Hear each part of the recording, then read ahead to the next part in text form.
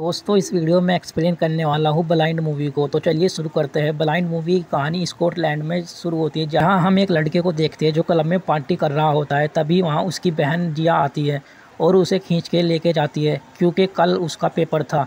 वे दोनों ही अनाथ थे, लेकिन इतने दिनों तक एक साथ रहकर भाई बहन बन गए थे। जिया एक पुलिस ऑफिसर थी। जिया अपने भाई को बांध देती है हथकड़ी से गाड़ी में। उसी जद्दोजहद में गाड़ी का बैलेंस बिगड़ जाता है और उसका एक्सीडेंट हो जाता है। जब जिया होश में आती है तो उसकी आंख में कांच के टुकड़े घुस जाते हैं और धुंधला दिखाई दे रहा होता है। उसका भाई गाड़ी में ही होता है, बंधा होता है। उतने में ही उसे ट्रक उड़ा के चला जाता है और उसकी मौत हो जाती है। अब कहानी कुछ महीने आगे बढ़ जाती है, जहाँ हम देखते हैं जिया अंधी हो चुकी है। वो अपने डॉग के साथ रहती है और अपनी नौकरी भी गंवा चुकी है, और इस पछतावे के साथ कि काश उसने हथकड़ी ना लगाई होती। जिया अपनी पुलिस की नौकरी भी खो चुकी थी, क्योंकि उसने नियम तोड़ते हुए अपने भाई को हथकड़ी से बांध दिया था। खैर, जिया अनाथ आश्रम में पली बड़ी थी, तो अनाथ आश्रम चलाने वाली औरत को ही वो अपनी माँ मानती थी।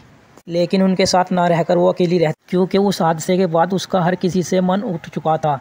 खैर, अब हम एक लड़की को देखते हैं जख्मी हालत में अनजान घर में बिस्तर से बंधी होती है। उसे जैसे होश आता है वहाँ से भागने की कोशिश करती है, पर एक आदमी उसे पीटकर वहीं कैद कर देता है। खैर, अब हम देखते हैं कि जिया अपनी माँ से मिलने जाती है, जहाँ जिया को माँ से समझा रही होती है कि जो हुआ उसमें तुम्हारी कोई गलती नहीं है और भगवान पर भरोसा रखो। जिया ने मन में बैठा लिया था कि जो हुआ उसमें उसकी गलती थी। खैर, जिया टैक्सी बुक कर रही होती है, लेकिन सब टैक्सी कैंसिल कर रहे होते हैं।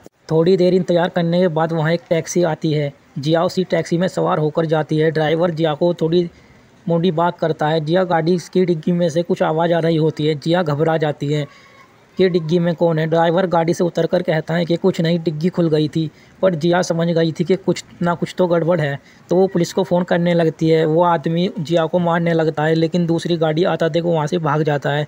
उसके मन में ये भी था कि अंधी लड़की किसी को क्या ही बताएगी। जिया तुरंत पुलिस स्टेशन जाती है और रिपोर्ट लिखाती है कि उसने गाड़ी में कि वो जिस गाड़ी में थी उस गाड़ी की डिग्गी में कोई था। पुलिस उसकी बातों का विश्वास नहीं कर रही होती है, क्योंकि वो देख नहीं सकती थी। खैर, अब हम आगे देखते हैं। वो आदमी डिग्गी से एक लड़की को निकालता है और उसे बिस्तर से बांध देता है। ये वही आदमी था जिसे अपने पहले लड़की को पीटते देखा था, और शायद आज जिया भी इसका शिकार हो सकती थी। आदमी उस लड़की को पास आता है और उस लड़की को टॉर्चर करते हुए उसका नाखून उखाड़ लेता है। आदमी के पास जिया का कोई कार्ड रह गया था। उसने ठान लिया था कि अब उसे भी किडनैप करेगा। जिया न्यूज़ सुन रही होती है कि मिया के नाम की एक लड़की गायब हो गई है और पुलिस उसकी तलाश कर रही है। जिया सोचती है कि हो ना हो डिग्गी में वही लड़की थी, क्योंकि जहाँ से उसने टैक्सी ली थी लड़की वहीं आसपास से गायब हुई थी, और आदमी का जिया को गायब करने का कोई प्लान नहीं था। पर उसने सोचा था कि अंधी लड़की किसी को क्या ही बताएगी। जिया ये सब बातें पुलिस ऑफिसर पृथ्वी को बताती है। पहले तो ऑफिसर उनकी बातों का विश्वास नहीं करते हैं, लेकिन जब जिया उनकी खुशबू और चाल चलन के बारे में बताती है तब उन्हें यकीन हो जाता है कि जिया की बातों में सच्चाई है। जिया ये भी बताती है कि वो आदमी से बार बार पानी पीने को कह रहा था। हो सकता है पानी में उसने कुछ मिलाया हो बेहोश करने के लिए। मियाँ का मिसिंग पैम्पलेट्स देख निखिल नाम का एक लड़का स्टेशन आता है और बताता है कि उसने मियाँ को किडनैप होते हुए देखा है।